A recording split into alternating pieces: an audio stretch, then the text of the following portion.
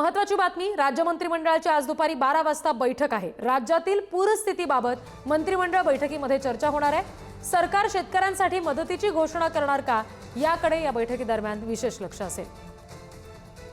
आणखी तपशील घेऊया, प्रतिनिधी धनंजय दळवी आपल्याशी जोडले गेले त्यांच्याकडून। धनंजय, आजच्या मंत्रिमंडळाच्या बैठकीमध्ये शेतकऱ्यांना विशेष अपेक्षा आहे की त्यांना नुकसान जे काही झालेलं आहे त्याचे पंचनामे व्हावेत आणि तातडीने मदत सुद्धा मिळावी।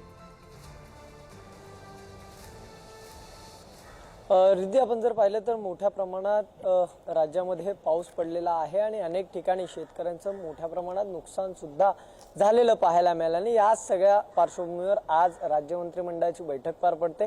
या बैठकीमध्ये शेतकऱ्यांना दिलासा मिळणार अशी काही निर्णय जे आहेत ते होणार का हे बघणं महत्त्वाचं असणार आहे, कारण की जो ओला दुष्काळ जाहीर करावा अशी मागणी ही शेतकऱ्यांकडून केली जात होती, त्याचबरोबर विरोधकांनी सुद्धा केलेली होती आणि या सगळ्या ज्या नुकसान झाले त्याचे पंचनामे तातडीने करण्यात यावे आणि त्यांना या शेतकऱ्यांना त्यांची नुकसान भरपाई देण्यात यावी अशी मागण्या ज्या आहेत त्या सुद्धा करण्यात आल्या होत्या। त्यामुळे आजच्या या मंत्रिमंडळाच्या बैठकीमध्ये या सगळ्या संदर्भातला निर्णय होतो का हे पाहणं महत्त्वाचं असेल आणि शेतकऱ्यांना त्यांचं नुकसान भरपाई ही मिळणार का आणि त्याचबरोबर ओला दुष्काळ जाहीर होणार का हे सुद्धा पाहणं तितकंच महत्त्वाचं असणार आहे। रिद्धी जी, धन्यवाद सगळ्या तपशिलांसाठी धनंजय।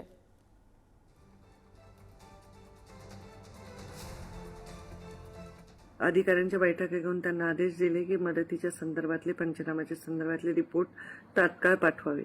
आपलं घर आपल्या डोळ्यासमोर वाहून जाताना बघून तुम्हाला काय यातना होत असतील हे मी कल्पनाच नाही करू शकत। कॅबिनेटमध्ये मुख्यमंत्र्यांशी बोलण्यासाठी आणि या विषयावर गांभीर्याने उपाययोजना करण्यासाठी आपलंच म्हणणं, आपलीच प्रतिनिधी म्हणून बोलण्यासाठी मी इथे आलेली आहे। तुम्ही घाबरून राहू नका, मनोबल हरू नका, स्वतःच्या जीवाची काळजी घ्या, उगीच वाहत्या पाण्यामध्ये गाडी घालू नका, उगीच पोहायचा प्रयत्न करू नका, जिथे आहेत तिथे जीव मुठीत धरून थांबा। मी कलेक्टरशी बोलले, जेवढी यंत्रणा शक्य आहे तेवढी पाठवून तिथले लोकांना बाहेर काढण्याचा प्रयत्न आपण करत आहोत।